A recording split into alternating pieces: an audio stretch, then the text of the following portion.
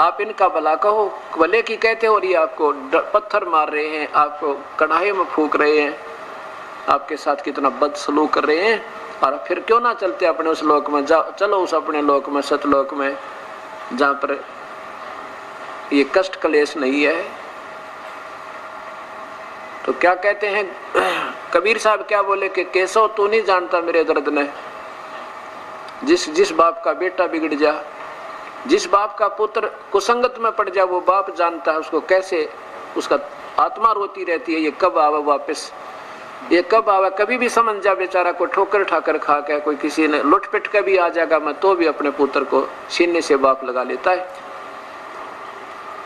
केसो तो नहीं जानता मेरे दर्द को, ये मेरे प्यारे बच्चे, मेरी आत्मा सारी की सारी, शेख तकी भी मेरी आत्मा है। लेकिन इस काल ने इसमें दुर्भावना बर्बादी, गलत ज्ञान की और प्रभुता दे दी, सुख की।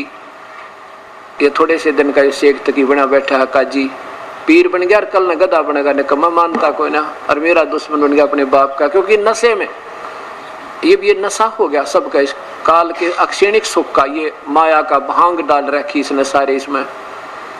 और नशा करया हुआ व्यक्ति मन माने अपने बाप का थप्पड़ मार दे, माने बुरा बोल दे, क्योंकि उसको आप मालूम नहीं तो कर क्या गतिविधि कर रहा है। तो कबीर साहब क्या कहते हैं, कबीर ये माया अटपटी और सब गट आन अड़ी, और किस किस को समझाऊं, या तो कुआ भांग पड़ी। जैसे कुएं में भांग डाल देना, कोई मन 2 मन 50 किलो 1 क्विंटल गोल के, और उस पानी को कोई भी पी ले, चाहे लाख पीओ चाहे 2000 पी ले, सब में वह भांग का नशा समावेश हो जाता है। एक जैसी बोल, एक जैसी चाल, एक जैसी गतिविधि सबकी हो जाती है। चाहे आपने कभी ठेके में देखे हो ना, दारू पी गए अंते चाहे 20 मिलेंगे, 20 शराबियों की एक जैसी गतिविधि, पैर लटखड़ाते हुए, ऐसे करते हुए, आप बोलते पाओगे, और सबकी एक जैसी, और भले की कहें तो उल्टे बोलेंगे।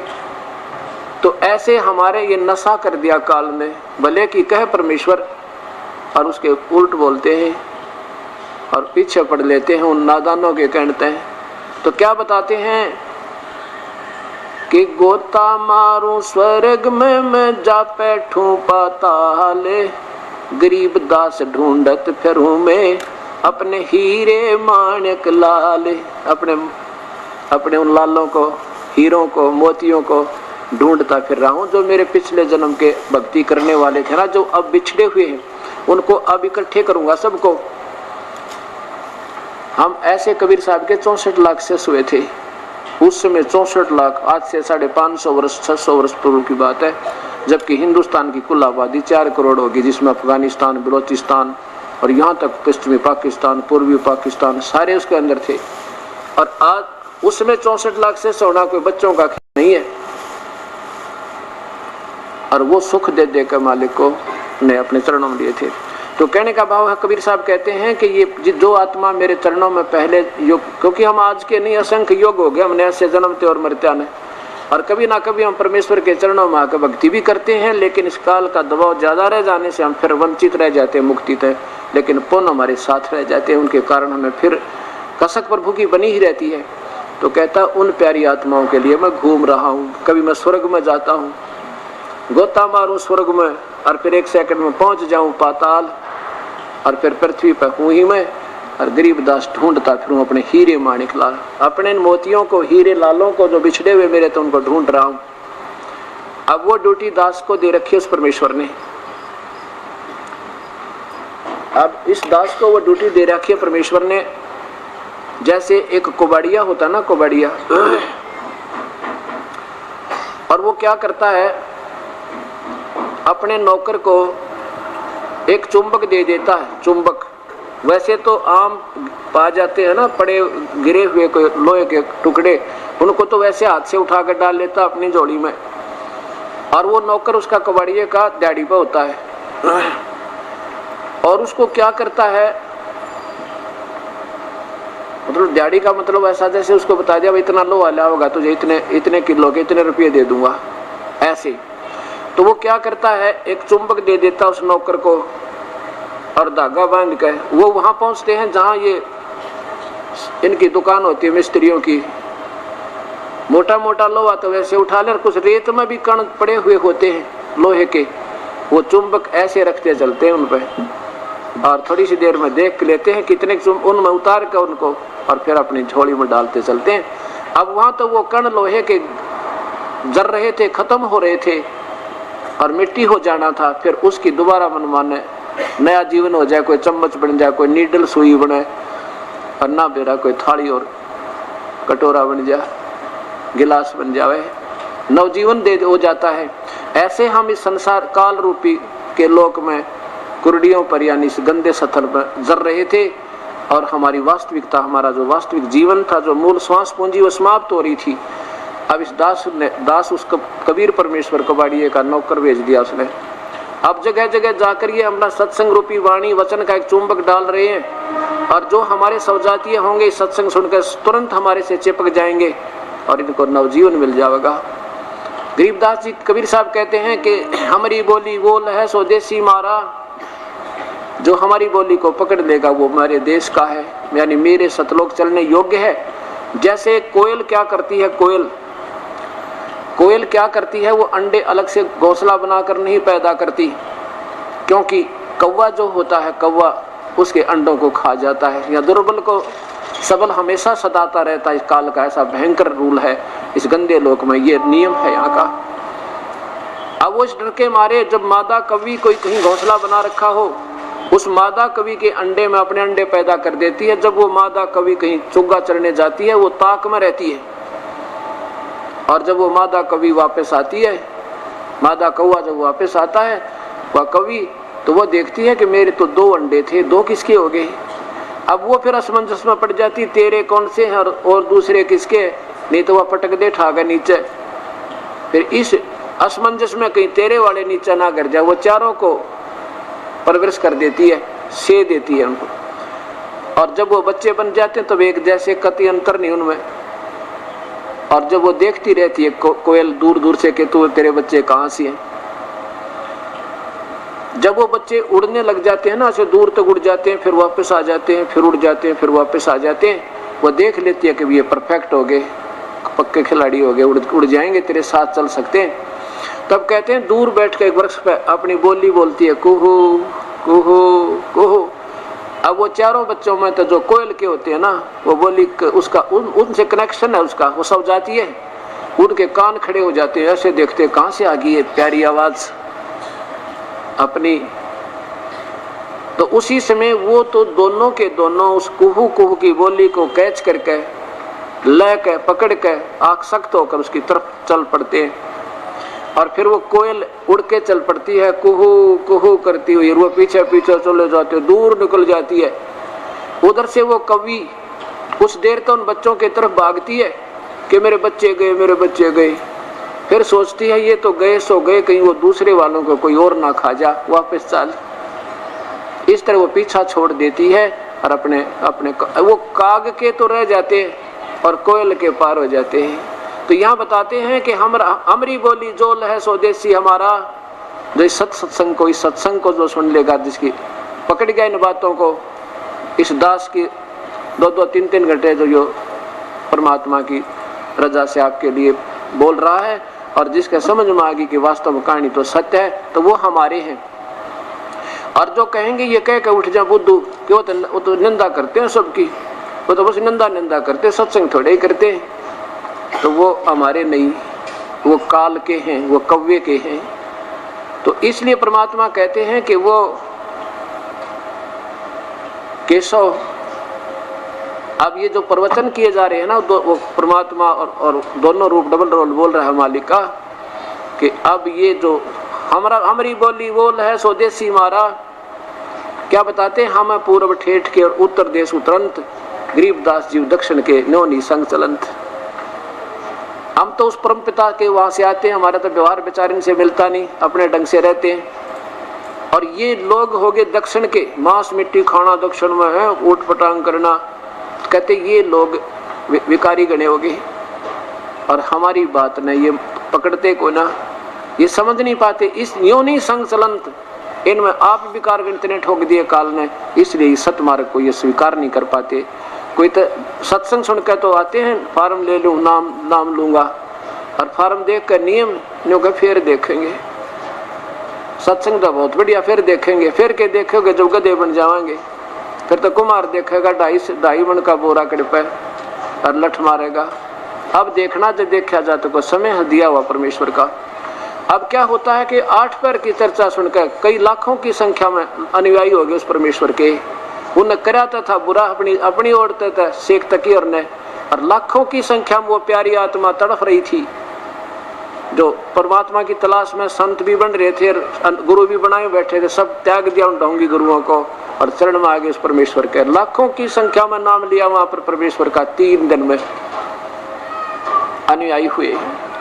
इसलिए कबीर साहब कहते हैं कि ठीक है, जो पुण्यात्मा जिन्होंने भक्ति नहीं मिली, इन गुरुओं का ना फंसा था बढ़िया, वो घूमे जा जैसे तीर्थों पे की, तो वो भी अच्छी, वो तो शीघ्र मान जाते हैं। और जो इन गुरुओं का फंस गए ना, वो इनको वकील बनाए बैठे हैं, वो काल के झूठा ज्ञान भर के एंड बैंड बोले जा बेचारे। तो क्या बताते हैं परमात्मा के मेले ठेले जाइयो और मेले बड़ा मिलाप और पत्थर पानी पूजते हैं, कोई साधु संत मिल जाते कि जाते रहियो भगवान की तरफ ने, पर इन गुरुओं तो बचे रहियो।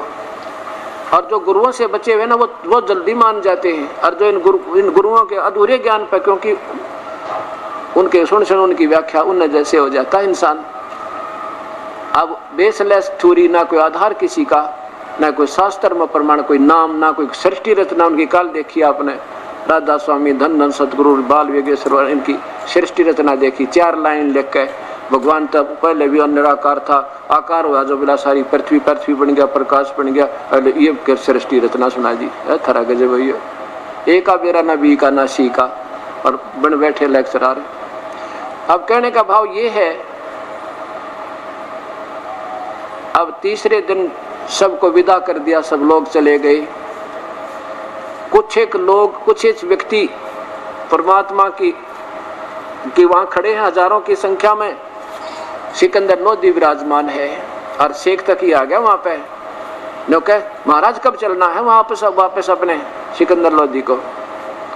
तो सिकंदर लोधी से शेख तकी ने कहा। सिकंदर लोधी कहने लगा शेख तकी, पीर जी कैसा लगा भंडारा, देखो कितना आनंद आया, प्रभु ने कितना कमाल करा। कबीर साहब ने मुंह चढ़ा कर नो कह ऐसे भंडारे हम 100 कर दें। क्या भंडारा किया कि महुच्छा सा किया। तरह गजब भैया। महुच्छा किसे कहते हैं? जो किसी गुरु के द्वारा बताया जाए कि तुम्हारा देवता रुष्ट हो रहा है, उसके लिए एक छोटा मोटा ये धर्म करना पड़ेगा। या कोई पिता मर जाए, उसके लिए भाई ये तो कार्य जब पूरा होगा, जब यो इसका कि मैं 2 पैसे तुम कार्य कर दोगे, जब इसका बात बनेगी। ऐसे बकाते हैं गुरु लोग अज्ञानी। तो मजबूरी में तक ऐसा ही तक भंडारा होया करे।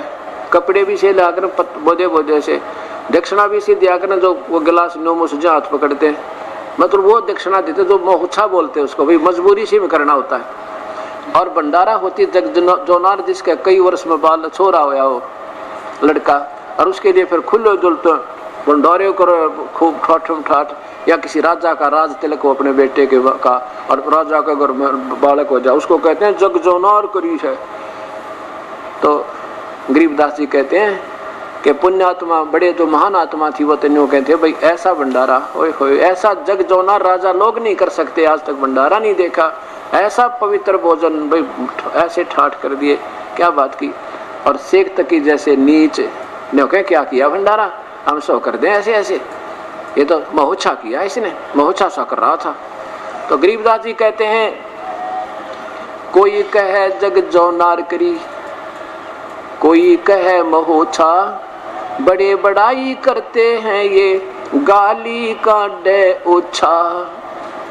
परमात्मा कहते हैं कोई कहे जग जोनार करी, कोई कहे महुच्छा, ये बड़े बड़ाई करें गाली का डे उछा। ओछे जो होते हैं स्वयं नीच होते हैं, वो कभी किसी की प्रशंसा नहीं कर सकते, वो दोष निकाल सकते। और जो पुण्यात्मा होती हैं वो हमेशा बड़ाई किया करती है। अब जब ये बात कही बताते हैं, शेख तकी का गूंगा हो गया, अंत आ लिया था उसका। सतगुरु ने कुछ नहीं किया, ना वो बुरा चाहते क्योंकि उसको मालूम था, लेकिन उसके कर्मों के आधार पर जीवन भोगना पड़ता है। कहते हैं गूंगा हो गया, कति जुबान बंद होगी उसकी। और फिर क्या होता है, कबीर साहब कहने लगे हाँ, इतने में सारा सामान समेट के और बैलों के ऊपर रख के और बैल चालते कर दिए केशव के आदेश तक। बंजारे साथ में कई हजारों की संख्या में वो बैलों के साथ आए हुए सतलोक की आत्माएं, और सतलोक से वो आत्मा बैल बना के लाए मालिक। वहां जाके फिर वो वैसे ही वो जो आत्मा उनकी वहां वास्तविक शरीर पर मनुष्य जैसा 16 सूर्य जितना शरीर, तो ये दूसरा और तेज पुंज का शरीर बनाकर आ जाते हैं, बना देते हैं परमात्मा इनका। तो बैल भी और बंजारे भी सारे चल पड़े। इस गंगा उसमें भरी चल रही थी और चल पड़े। तो आगे दरिया एकदम, गंगा बिल्कुल घुटनों पानी हो गया, एकदम नीचे आ गई, उतर गई। और देख रहे हैं सभी, अभी तक तो ये इतनी खूंखार ढंग से चल रही थी, बहुत गहरी दरिया है वहां पर, बनारस में हम देख आए। और उसमें से जब सब निकल गए ना, वो बंजारे और बैल पार हो गए, इतने वेग से फिर फुल स्विम्पा होगी, फुल भर गई। अब देखने, क्योंकि साथ में भंडारा हो रहा था, पानी पुनी का प्रबंध गंगा से चल रहा था, नहाने धोने का वही हो रहा था। तो सब देख रहे भाई, एक ईब तो गंगा बिल्कुल नीचे गई थी, एकदम सब ऊपर आ गई, फुल हो गई, और फुलों को न हो रही। तो फिर शेख तकी, और सिकंदर लोधी और सबकी दृष्टि गिरी एकदम। क्या हो गया कि भर के आ गई, कहाँ भर के आ गई, भर गई पूरी। और वो कहाँ गए बंजारे और बैल? देखे वहां परली साइड में कोई भी कौन दिखाई दे। और नहीं तो 18 लाख 9 लाख बैलों की लाइन ला के देखो, मेरे ख्याल में 6 घंटे तक देखते रहना, खड़े होकर वहां तक दिखाई देंगे, इतनी लंबी हो जाती है। एक सेकंड के बाद कोई दिखाई नहीं दिया। जब सिकंदर लोधी ने कबीर साहब से पूछा, जब केशव खड़ा, कबीर साहब खड़े, सिकंदर लोधी खड़ा, अन्य व्यक्ति खड़े और प्रस्थान की तैयारी थी, तब क्या कहा? सिकंदर लोधी ने पूछा, प्रभु ये कहाँ गए वो बंजारे और बैल? कबीर साहब ने कहा, जहाँ से आए थे वहां गए भाई, ये यहाँ के नहीं थे, ये सतलोक से आए थे। और ये इस कंगाल लोक का, इस काल के लोक का आर नहीं था। ये आप भिखारी मेरे सामने गीता जी के 15वें अध्याय के 4थे श्लोक में कहता है कि उस परमात्मा की, मैं भी उसी की शरण में हूँ। और 18वें अध्याय के 64वें श्लोक में कहते हैं कि मेरा पूज्य देव भी वही है। 15वें अध्याय के 16वें श्लोक में लिखा है कि उत्तम पुरुषत्व अन्य, वो परमात्मा तो कोई और है जो तीनों लोकों में प्रवेश करके सबका धारण पोषण करता है, वो अविनाशी परमेश्वर है। जब कबीर साहब और गोरखनाथ की गोष्ठी हुई थी, जब परमात्मा ने अपना उसका वास्तविकता दिखाई थी, जब कहा था, कबीर साहब ने कहा था, तेरा ज्योत स्वरूपी अलख निरंजन, वो भी जपता ध्यान धरता ध्यान हमारा, तेरा यो ज्योत निरंजन निराकार भगवान जिसे तुम निरंकार कहते हो, जो ब्रह्म कहते हो, कहते ये मेरे सामने भिखारी मेरे आगे हाथ जोड़े खड़ा मेरी पूजा करता है। और खुद 18वें अध्याय के 64वें श्लोक में ये गीता बोलने वाला भगवान ब्रह्म कहता है कि मेरा पूज्य देव भी वही परमेश्वर है। ये तेरे लिए बताता हूँ अर्जुन, ये गुप्त से गुप्त भेद बता रहा हूँ तेरे को, मैं भी उसी की पूजा करता हूँ। ये कबीर परमेश्वर है। बोलो सतगुरुदेव की। तो यहाँ क्या समझाना चाहते हैं परमात्मा के, साईं इतना दीजिए जिसमें कुटुंब समावे, हम भी भूखे ना रहे, अतिथि न भूखा जावे। परमात्मा में एक उदाहरण देते हैं कि मेरा विश्वास रखिए तुम, और लगे रहना मेरे सिद्धांत में रहना, डगमग मत होना चाहिए, बिल्कुल आपत्ति शर्पा का गिरजाप के, और डगमग मत हो जाना, फिर देखना मेरा खेल कैसे मदद करूंगा तुम्हारी। अब देखो परमात्मा के क्या करते थे, 5 रुपए का 7 रुपए का कपड़ा एक हफ्ते में तैयार होता, तो 2 रुपए की सामग्री भोजन की घर में चाहिए थी एक हफ्ते के आगे के लिए, तो 2 रुपए रख लेते थे सामान लाके, और 5 का भंडारा रोज कर दिया करते थे, या 2-4 दिन में इकट्ठा कर देते थे, 2-3 हफ्ते में। और फिर भी उस ईश्वर पर आसरा रख के कहते ऐसा रहना मेरे ऊपर। और फिर देखना कितने अतिथि आए थे परमात्मा के, 18 लाख अर्णों के, वो भी छिका दिए और हम भी छके। कहते ऐसे रहना मेरे ऊपर विश्वास करके, फिर देखना। परमात्मा कहते हैं कल पे कारण कौन है, कर सेवा निष्काम, और मन इच्छा फल देऊंगा जो पड़े धनी ते काम। वहां धनी का काम था, जीव के बस का नीचे, राजा भी दोस्त हो वो भी हाथ खड़े कर जाता इतनी संख्या ने देख के। वहां धनी का काम है, जैसे तुम लग रहे हो भगवान के चरणों में, रोजाना आप मनु भी ऐसे नहीं हुआ, वो और चाहिए था। कहते तुम लगे रहो, जो चाहिए था या ना चाहिए था उसको खूब पता है। और जब आपके ऊपर कोई आपत्ति आओगी, जब परमात्मा का प्रोटेक्शन का समय आएगा, देखना पास खड़ा पाऊंगा तुम्हारा, 1 सेकंड भी ना लाऊं। हम घर बैठे, बच्चे स्कूल जा रहे, रास्ते में कोई एक्सीडेंट हो जाए, वहाँ धनी का काम है उसकी रक्षा करना, फिर देखना। कहते वहाँ देखना फिर कैसे धनी पड़े, धनी तय काम, उस मालिक का काम वहाँ था तेरे बच्चे की प्रोटेक्शन करे। मन माने आपके इतने कर्म है हमारे, और वो हानि होनी वो बच्चे की जान जानी थी, और आपके छोटे मोटे ठूठा इन मटाड़न लग रहा, और आप फिर भी ढीले उठ छोड़ दोगे ना, नो कहोगे भाई क्या लाभ हो रहा, नाम ले रखा है। अब डॉक्टर के पास मरीज जाने के बाद बेशक वो कुछ भी सोच रहा है कि डॉक्टर इलाज ठीक नहीं कर रहा, मेरा ऐसा दर्द हो रहा है, वो पहले वो ट्रीटमेंट करेगा पहले कि जिससे उसकी जान ना चली जा। बाकी छोटी मोटी पीड़ा तो बाद में ठीक करेगा कि इसको होने दे, वो इलाज पहले करेगा जिससे जान ना चली जा। ग्लूकोज चढ़ाओगा, खून चढ़ा देगा उसके, और दर्द के एक आधा इंजेक्शन ला देगा ना, फिर भी होता फिर भी कोई बात नहीं। तो इसलिए परमात्मा आपको वो प्रोटेक्शन पहले देगा जिससे आपका बहुत भयंकर नुकसान होना था। और फिर हमारा तो ऊंट जैसा स्वभाव हो गया कलयुग में। ऊंट के ऊपर जब भार धरे ना, जब तो रोवे क्योंकि भाई वजन डाला उस पर करे, और उतारे जब भी उसने ये नहीं मालूम ये तेरा भला हो रहा है बुरा। अब वजन डाला जा रहा है तो चलो स्वाभाविक वो रोना ही ठीक, उसका उतारे जब भी रोया करे वो, क्योंकि उसको आप ही नहीं मालूम है तेरा भला हो रहा है बुरा हो रहा है। तो अब हम ऐसे डर चुके हैं इस काल के दबाव में, इतने भयंकर हो गए, इतना हमारे अंदर दुष्प्रभाव बन गया इसके दुखों का। जैसे कुत्ते का लठ मार देना, लठ, और फिर वो बेचारा कहीं बैठा हो ना, उसका कोई वैसे भी कहीं से ऐसे कर दे दूर, तो जब उठ नहीं सकता वो वहीं ऐसे करने लग जाता है, उसका लगा भी नहीं और निकट भी नहीं, पर भय गणा हो गया। ऐसे आज आपके साथ इस काल ने इतने पीड़ित कर रखे हम कि सतगुरु की संरक्षण माने के बाद भी छोटे मोटे वैसे ना भी हो ना, फिर भी शंका से भी डरे जाएंगे हम, हाय कदे नहीं हो जाए परमात्मा के बच्चा बाहर गया था नहीं हो जा, तो हम इतने डरा रखे इसने, पर होगा नहीं, ये चिंता मत करना। ये समर्थ पर परमात्मा पूर्ण ब्रह्म सारी सृष्टि के रचना कुल मालिक है। ये कबीर साहब जो काशी में आए थे। बोलो सतगुरुदेव की जय, सतगुरुदेव की जय। बंदी छोड़ कबीर साहेब की, बंदी छोड़ गरीबदास जी महाराज की जय। स्वामी रामदेवानंद जी गुरु महाराज की जय। सर्व संतों की जय, सर्व भक्तों की, धर्मी पुरुषों की, श्री काशी धाम की, श्री छुड़ानी धाम की, श्री करौथा धाम की, सत साहिब गरीब नमो नमो सतपुरुष को नमस्कार गुरु की ने।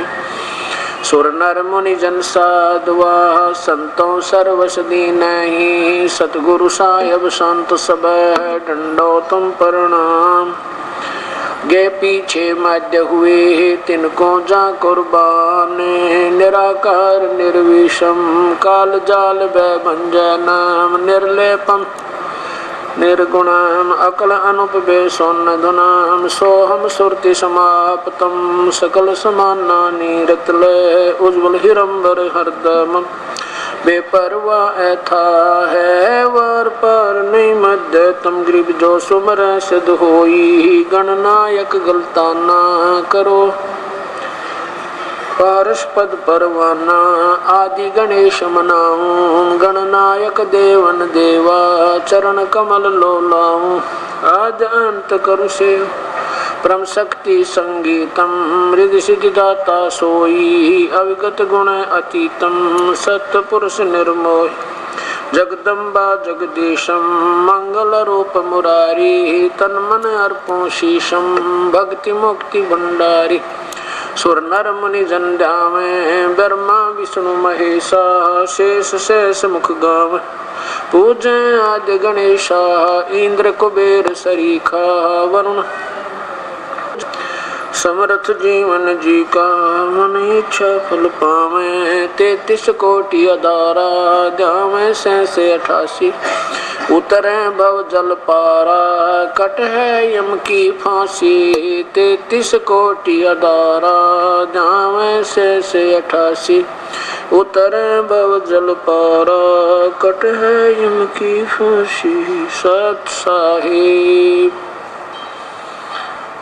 कर जोरूं विनती करूं, धरूं चरण पर शीसे।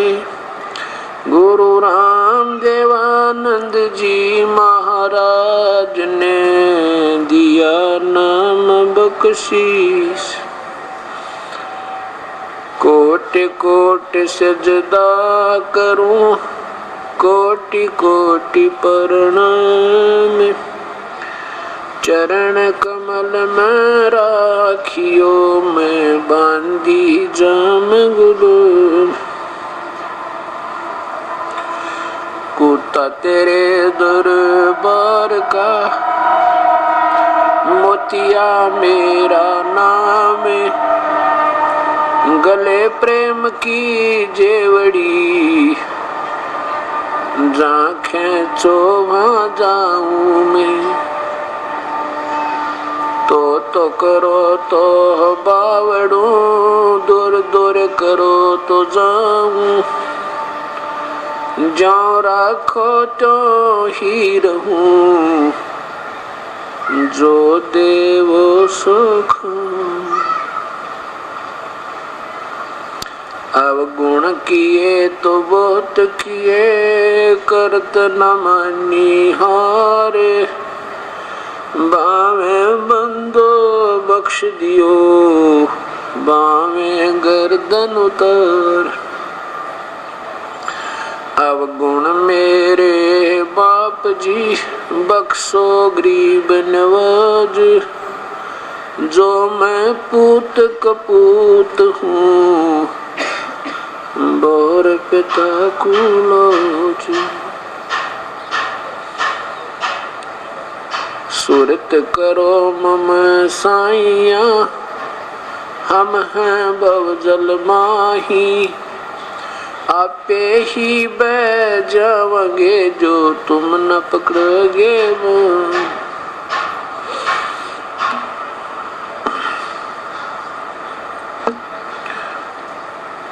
पूरण ब्रह्म करे पानदान, सुन के सो करतर। गरीब दास मुझ दीन की, रखियो बहुत सुमर। बंदी छोड़ दयाल जी, तुम तक हमारी दौड़े। जैसे कागज जहाज का, सूझे और न ठोरे। परमपिता परमात्मा पूर्ण ब्रह्म सारी सृष्टि के रचनहार, कुल मालिक, अनंत कोटि ब्रह्मांड के स्वामी, कुल धनी कबीर परमेश्वर की असीम कृपा से इस पवित्र नगर नरेला के अंदर ये विशाल सत्संग का तृतीय दिन है। आज सुबह के सत्संग में जिन पुण्यात्माओं ने सत्संग को सुना, उसमें कबीर परमेश्वर की महिमा का, उनकी समर्थता का और उनके ऊपर आश्रित होने से किस प्रकार हमें लाभ होता है, उन पर विश्वास करने से, करके उनकी भक्ति करने से कितना लाभ होता है। जिसमें आपको ये सत्संग सही समझ में आ जाएगा, ये सतगुरु का ज्ञान, उसमें अपनी सतीथि ऐसी हो जाएगी आपकी जैसे परमात्मा कहते हैं कि अपनी महिमा आप बताते हैं कि जब तुझे ज्ञान हो जाएगा प्यारी आत्मा, फिर तेरी सतीथि ऐसे होगी। कैसे? क्या सोचा करेगा तू? बंदी छोड़ दयाल जी। बंदी छोड़ माने बंधनों के शत्रु, बमबारी। बमबारी माने बंधनों का शत्रु, अरि माने शत्रु, बम्भर माने बंधन, कर्मों के बंधन में फंसे हुए काल की जाल में छुटाने वाले बंदी छोड़ कबीर परमेश्वर। तुम तक हमारी दौड़, हमारी दौड़ आप ही तक होगी और कोई ठिकाना हमें दिखाई नहीं देगा। जैसे कागज जहाज का भाई सोच और निठोर, जैसे समुद्री जहाज के अंदर एक कौवा बैठकर चला जाता था चला जाता था। पुराने समय की बात है, बैठते तो अब भी हैं। पुराने समय की बात है कि समुद्री जहाज में कौवा बैठकर चला जाता था इस लालच से कि ये जब खाना खाएंगे मुझे वहाँ खाना मिलेगा।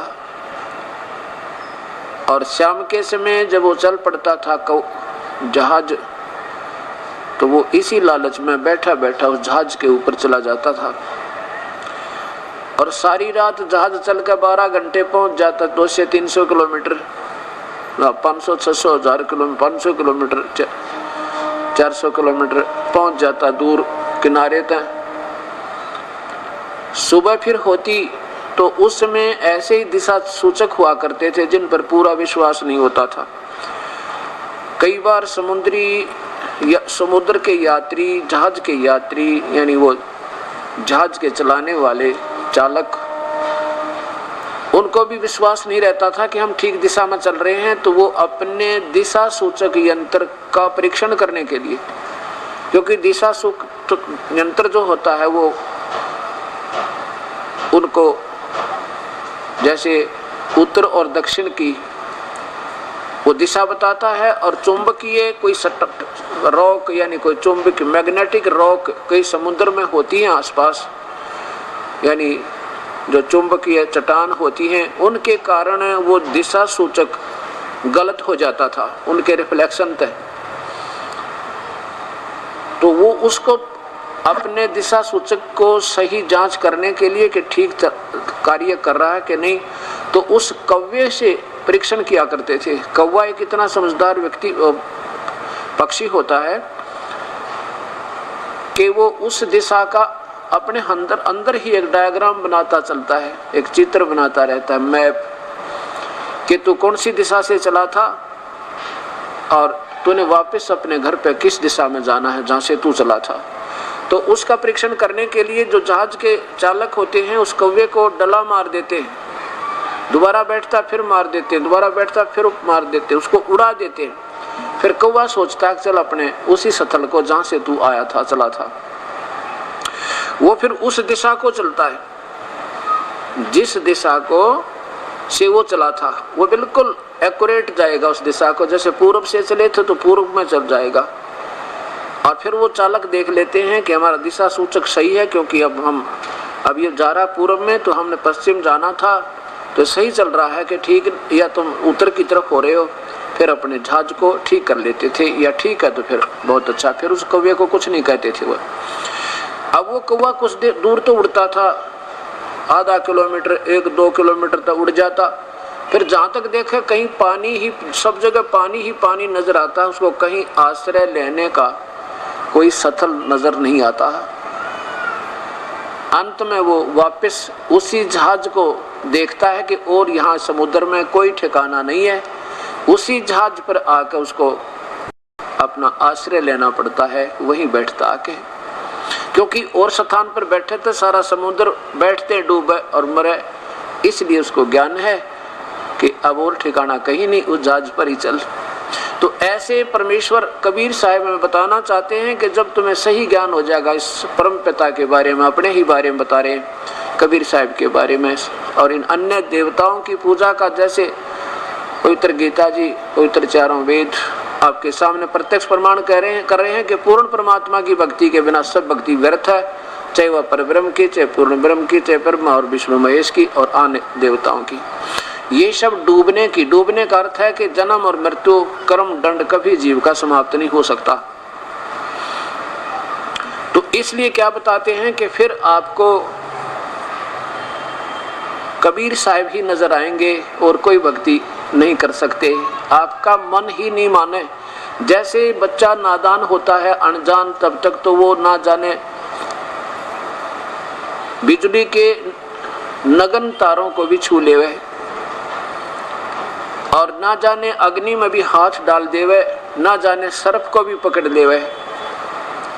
और जब उसको ज्ञान हो जाएगा तो इतनी दूर हो जाएगा, कोई नंगा तार दिखाई देगा बिजली का, बहुत दूर खड़ा हो जाएगा, औरों को भी मना करेगा, देखना देखना नंगी बिजली है। और सर्प दिखाई दे जाए तो बहुत दूर भाग जाएगा, औरों को भी कहेगा वहाँ सर्प था, सर्प था, क्योंकि अब उसको ज्ञान हो गया कि कितना भयंकर जानवर है ये सर्प, और कितनी खतरनाक ये बिजली है जो नंगे तार को छू लिया है।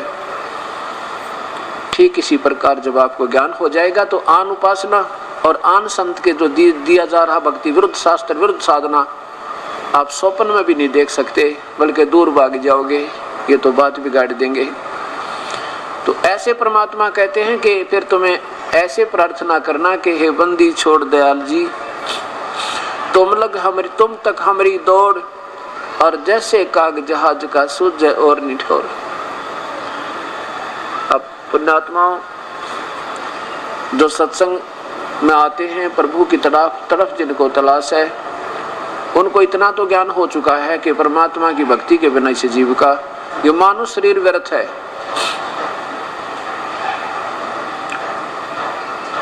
अब इस मानव शरीर से भक्ति करनी चाहिए तो कैसे करें, वो कौन सी विधि है उस परमेश्वर को पाने की।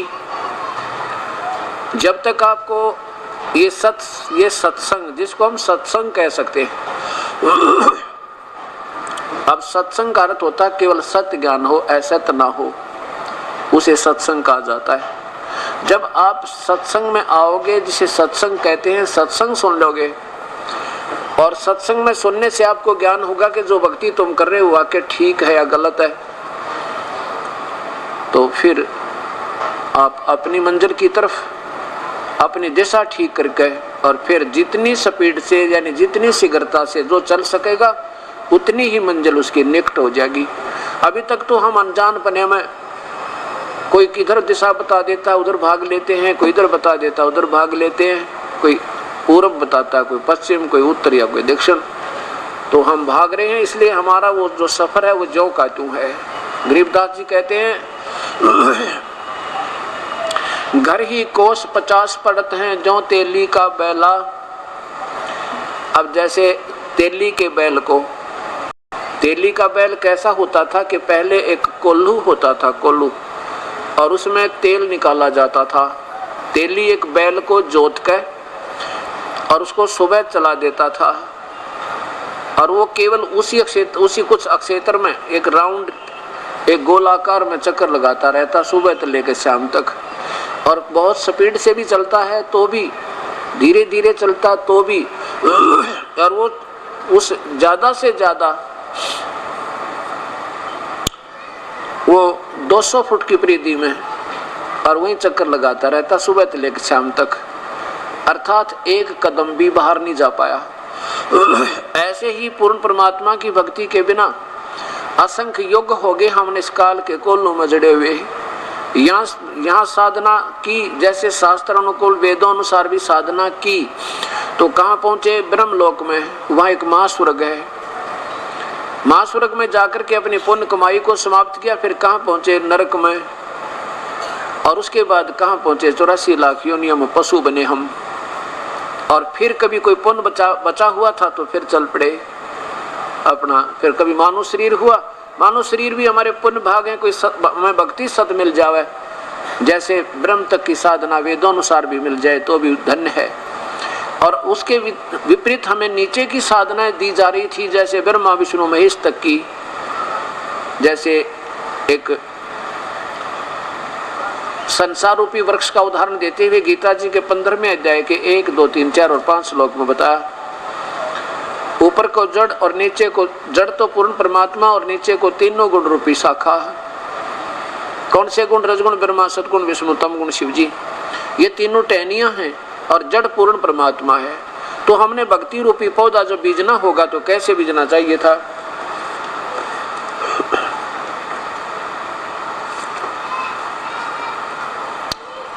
अब देखिएगा, ये ऊपर को जड़ वाला, नीचे को तीनों गुण रूपी शाखा वाला।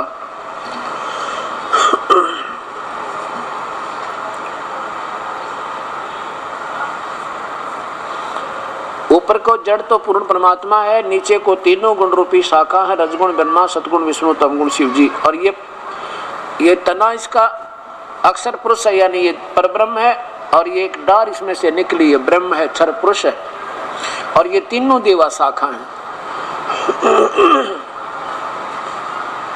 गीता जी के 15वें अध्याय में, गीता जी के 15वें अध्याय के 7 से लेकर सातवें अध्याय के 12 से लेकर 15 तक श्लोक में ये मना किया है कि तीनों गुणों की पूजा नहीं करनी चाहिए, ये मूर्ख लोग करते हैं। और उनको क्या संज्ञा दी है परमेश्वर ने। अब जब हम इसको पढ़ते हैं और पहले हम यही क्या करते थे, तो हमें अब इतना डर लगता है परमात्मा या क्या बनती है हमारे साथ, जैसे उन नादान संतों के, मूर्ख संतों के पीछे लग गए और वो पूजा कर रहे थे जो गीता में मना था, पवित्र शास्त्र में मना था, तो संविधान तोड़ रहे थे।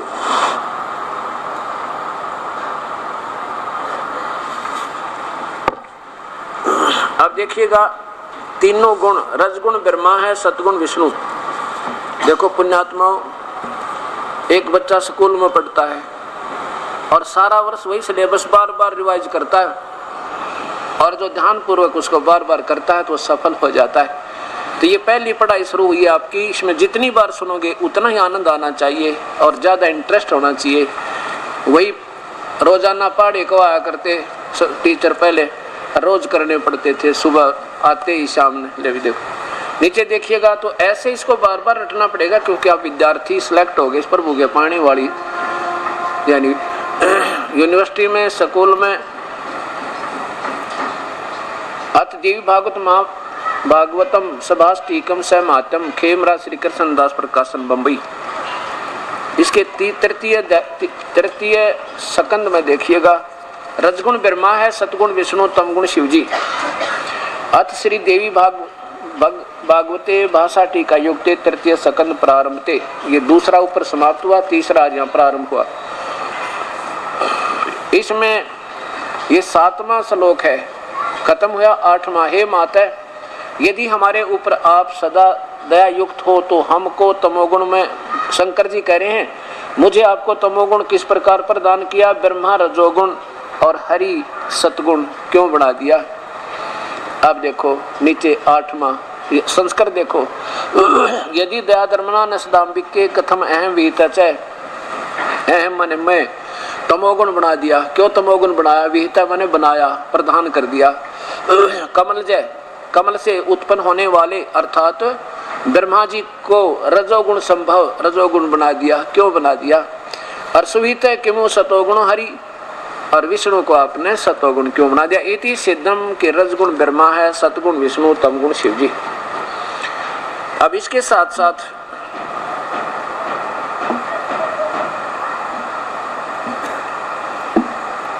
आप शिव पुराण और देखिए, इन्हीं गुणों के विषय में कि रजगुण, ये तीनों ब्रह्मा विष्णु महेश में गुण है, और इनका पिता ये काल जो है ये गुणातीत है।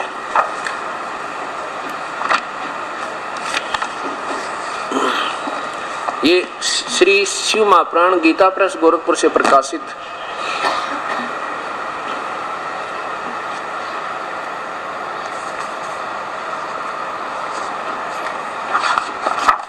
और इनके कौन संपादक है, हनुमान प्रसाद पोदार। और कहां से ये मुद्रित है, यानी छपी है, गीता प्रेस गोरखपुर से। अब यहां देखिएगा, पहले तो ये भी दिखाएं कि ये काल जो है इसी को सदाशिव भी कहते हैं, और ब्रह्मा विष्णु महेश की माता दुर्गा है।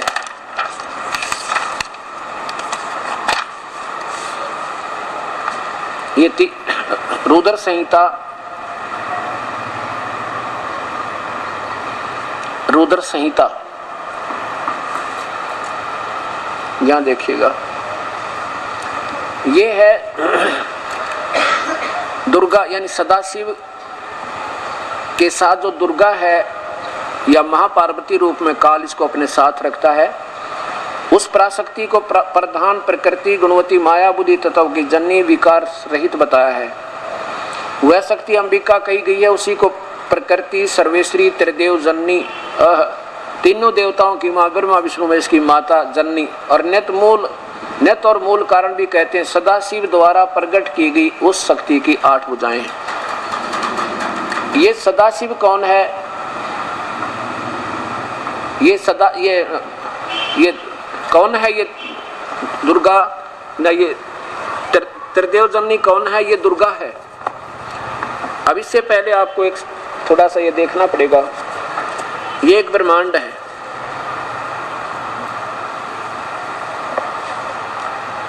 इस ब्रह्मांड को देखिए, इस ब्रह्मांड में इस काल भगवान ने, ज्योति निरंजन ने, सदा शिव ने एक ये गुप्त स्थान बनाया है, इसको कहते हैं ब्रह्मलोक। और इसमें एक तो रजोगुण प्रधान क्षेत्र, इसमें ये स्वयं काल जो है ज्योति निरंजन स्वयं महाब्रह्मा रूप में रहता है और अपनी पत्नी दुर्गा शेरा वाली को महासावित्री रूप में रखता है। यहाँ जो पुत्र उत्पन्न होता है उसको रजोगुण बनाकर और नाम ब्रह्मा रख देता है। ये काल ऐसा, इसने ऐसा सिस्टम बनाया है। अब यहाँ ये तमोगुण प्रधान क्षेत्र है, वहाँ रचना की हुई इसने अलग से 3 इन जीवों को ऐसे धोखा देने के लिए और यहाँ पर अपने उल्लू सीधा करने के लिए सदाशिव ने, इस काल ने यहाँ पर अपना महाशिव रूप बना रखा है और इसमें अपनी पत्नी दुर्गा को माँ पार्वती रूप में रखता है। या इनके दोनों के संयोग से जो पुत्र उत्पन्न होता है उसको ये ब्रह्मा, उसको तमोगुण बना के और ब्रह्मा शिव नाम रख देते हैं, इसका रुद्र इस रख नाम रख देते हैं और फिर इनको बेहोश कर देते हैं। ये इनका पुत्र जो उत्पन्न होता है। और ये सतोगुण प्रधान क्षेत्र है, इसमें ये काल स्वयं महाविष्णु रूप में और इस दुर्गा को मां लक्ष्मी रूप में रखता है। इस स्थान पर जिन दोनों के संयोग से जो पुत्र उत्पन्न होता है उसको यो तमोगुण बना के और विष्णु नाम रख देते हैं। अब इस प्रकार फिर इन तीनों पुत्रों को इनकी शादी करके और नीचे के 3 लोकों में दे देते हैं, भेज देते हैं। विष्णु, ये विष्णु जी का लोक अलग से, और ये काल के पुत्र है तीनों, और ब्रह्मा का लोक और शिव का लोक। ये तीनों भगवान केवल एक विभागीय मंत्री समझो, एक प्रांत में, एक ब्रह्मांड में। ये पृथ्वी लोक, ये पाताल लोक और ये स्वर्ग लोक, इन 3 लोकों पर इनकी एक विभाग की प्रभुता है। अब देखिए ये एक ब्रह्मांड, ऐसे ऐसे इस काल के 21 ब्रह्मांड हैं। ये काल के 21 ब्रह्मांड देखो, इसके पिता के, ज्योति निरंजन के, इनके पिता के। इसने इन 20 माह ऊपर देखो, पहले ज्योति निरंजन काल ब्रह्म के 21 ब्रह्मांड का के लोक, 21 ब्रह्मांड का लघु चित्र। इसने 20 महाब्रह्मांडों को ऐसे रोक के, जैसे एक ब्रह्मांड आपने देखा, इनमें से सारे में एक जैसी स्थिति है। 5 ब्रह्मांडों का एक ग्रुप बना के एक महाब्रह्मांड बना दिया। ये महाब्रह्मांड, ये ब्रह्मांड है। ऐसे ऐसे ये 4 महाब्रह्मांडों में 20 ब्रह्मांडों को रोक के 21 में महाब्रह्मांड तुल एक स्थान लेकर यहाँ इसने अलग से अपनी राजधानी बनाई है। जब नीचे के यहाँ तक के ये सब कई बार समाप्त हो जाते हैं, ये बहुत देर में समाप्त होता है, योग क्षेत्र। तो इसमें एक नकली सतलोक, नकली अलखलोक, नकली अगमलोक, नकली अनामीलोक, इन प्राणियों को धोखा देने के लिए रची हुई है। इसी प्रकार यहाँ पर इस काल ने एक ब्रह्मलोक, ये महास्वर्ग बनाया है एक ब्रह्मांड में।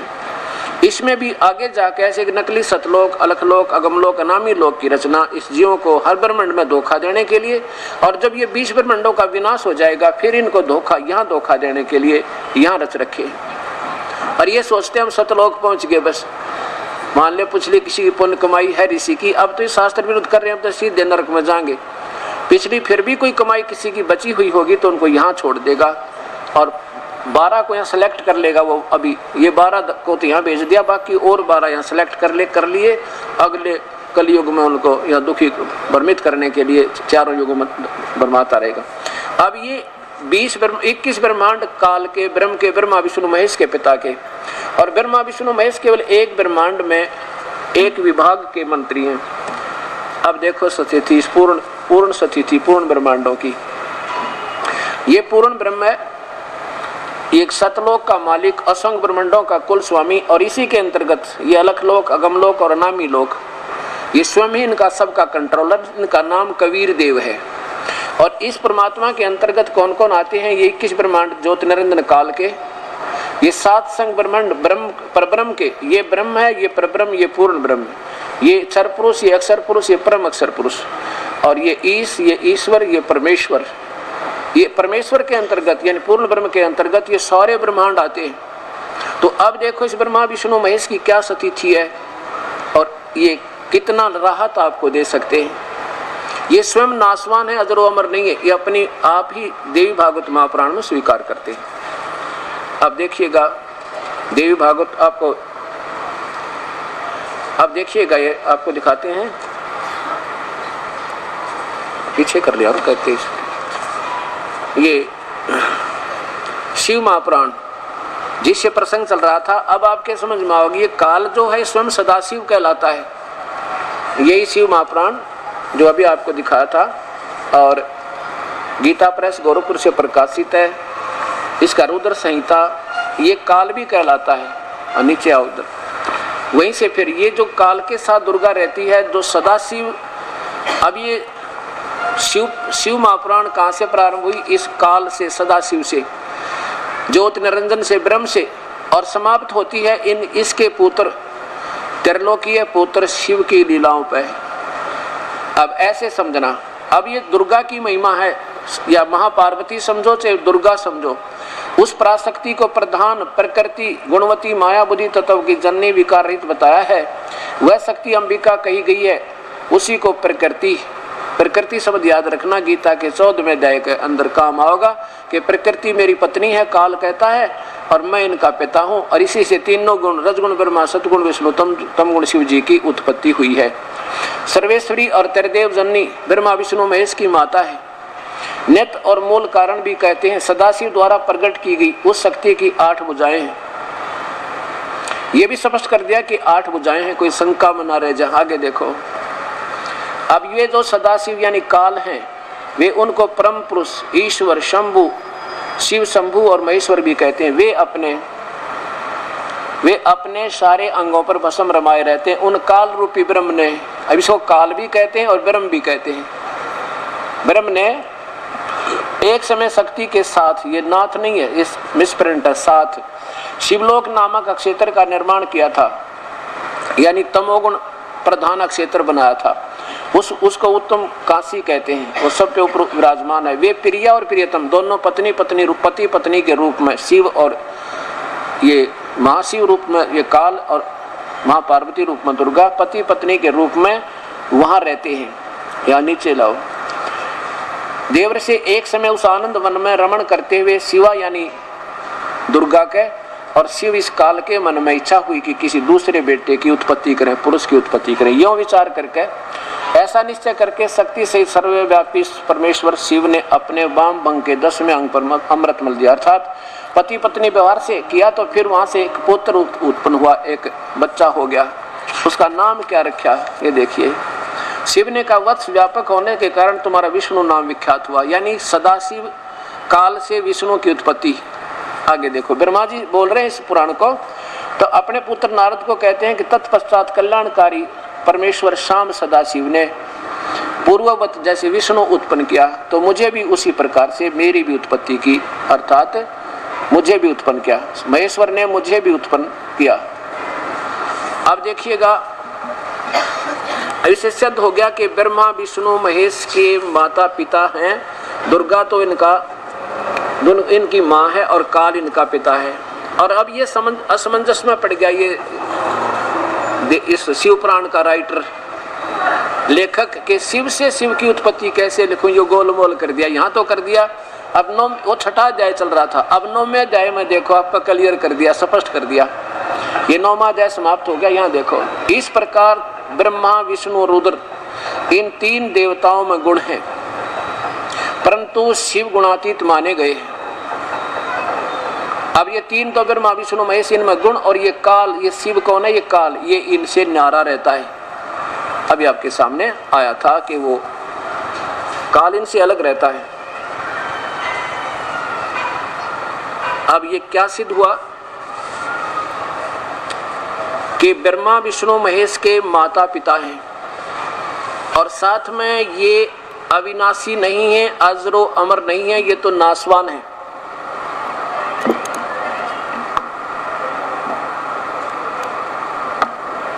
देखिएगा देवी भागवत महापुराण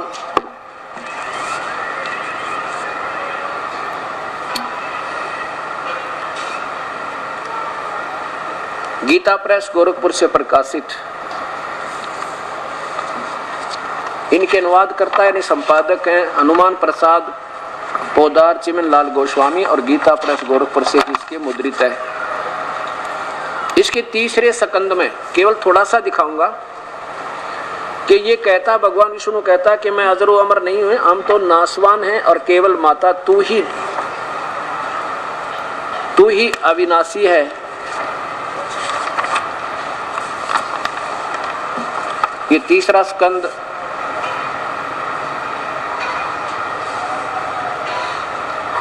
विष्णु जी कह रहे हैं अपनी माता दुर्गा को, तुम शुद्ध स्वरूपा हो, यह संसार तुम इसे उद्भासित हो रहा है। मैं ब्रह्मा और शंकर तीनों आपकी कृपा से ही विद्यमान, यानी हमारा जन्म हुआ है आप ही से। हमारा तो आविर्भाव मन जन्म, तिरोभाव मन मृत्यु होता है, केवल तुम ही नित्य हो, जगत जननी हो, प्रकृति और सनातनी देवी हो। फिर देखो, मैं ब्रह्मा और शंकर, विष्णु जी कह रहे हैं हम तो सभी तुम्हारी कृपा से विद्यमान हैं, हमारा आविर्भाव और तिरोभाव हुआ करता, केवल तुम ही नित्य हो, जगत जननी हो, प्रकृति और सनातनी देवी हो। आगे शंकर जी कहते हैं, भगवान शंकर बोले, देवी यदि महाभाग विष्णु तुम्हीं से प्रकट हुए हैं तो उनके बाद उत्पन्न होने वाले ब्रह्मा भी तुम्हारे बालक हुए, फिर मैं तमोगुणी लीला करने वाला शंकर क्या तुम्हारी संतान नहीं हुआ, अर्थात मुझे भी उत्पन्न करने वाली तुम ही हो।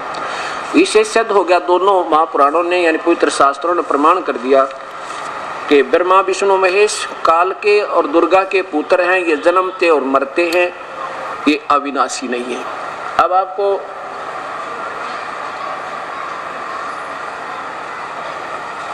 एक महापुरुष का विवरण दिखाता हूं।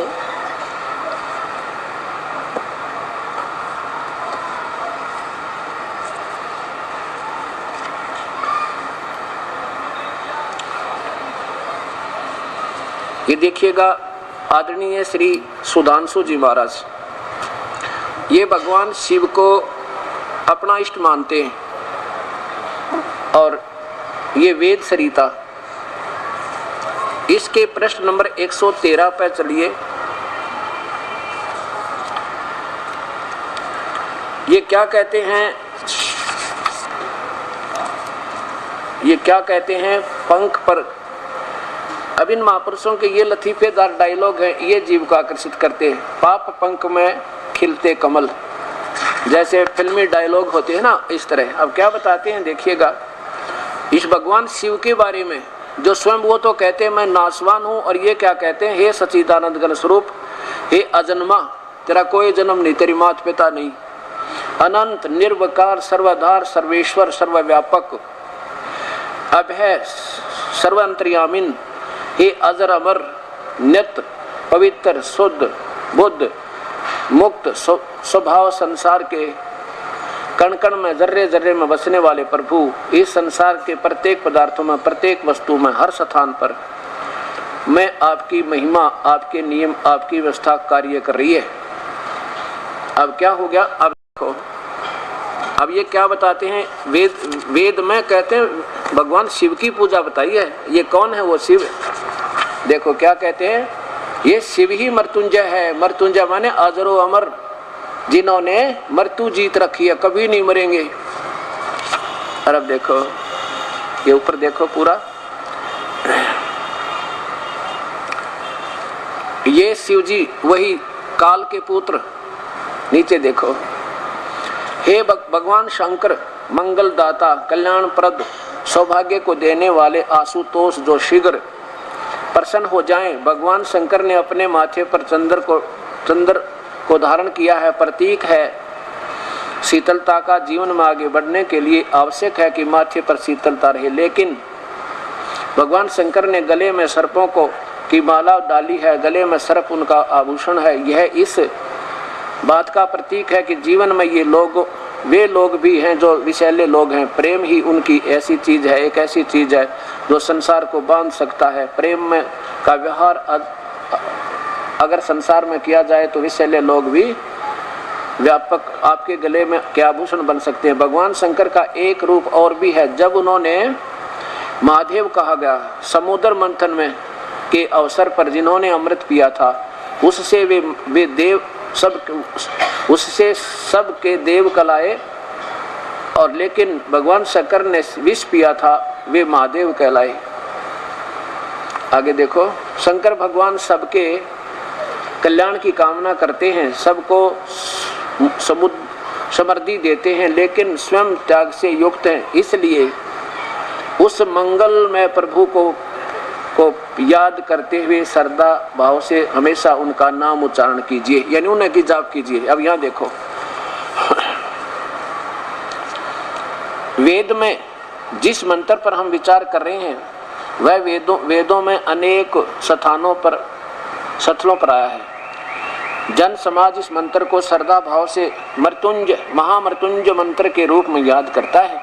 भगवान ने हमें इस मंत्र में जीवन की महान शिक्षा दी है। वेद के ऋषियों ने अपने भगवान के समक्ष श्रद्धा भाव से की कामना के नीचे देखो, भक्त कहता है कि मैं संसार के स्वामी महेश्वर भगवान का इनकी सोच देखो, वेदों में कहते हैं मैं महेश्वर भगवान, ये काल के पुत्र को भगवान का ध्यान करता हूँ, जिनका ध्यान, जिनकी साधना, जिनका आशीर्वाद मनुष्य को पुष्टि प्रदान करता है, अर्थात जिसे व्यक्ति को फलदाता फलता है, सुगंधित कीर्ति आदि करता है। आगे देखो, नीचे देखो, उन्नति दें और मेरी कीर्ति संसार में फैले। भक्त कहता है, हे भगवान शंकर, हे भगवान मुझे संसार से बंधनों से ऐसा मुक्त कर दो जैसे डाली पर लगा हुआ फूल फल पकने पर के बाद अपने आप उससे मुक्त हो जाता। इसी प्रकार मैं संसार से, मैं ज्ञान से, वैराग से, विवेक से पक कर जीवन की डाली से मुक्त हो जाऊं। अब आगे देखो, मृत्यु से दुख, मृत्यु से यानी मुझे मृत्यु से भी दुख दूर कर देगा, मेरा जन्म मरण नहीं होगा आपकी कृपा से। दुख से मुझे मुक्त करना, मुझे जन्म मरण से तो दुख दूर कर देना, फिर मैं ना मरूं। मृत्यु से, दुख से तो मुक्त करना, लेकिन अमृत से नहीं, अपने अमृत धाम से भगवान मुझे दूर नहीं करना। अमृत धाम माने जो कभी ना मरने वाला अमर लोक, उस शिव के लोक को ही अमर लोक है। और शिव जी आपका मैं नासवान, हमारा जन्म मृत्यु होता है, हम तो सताई है नहीं, तो ये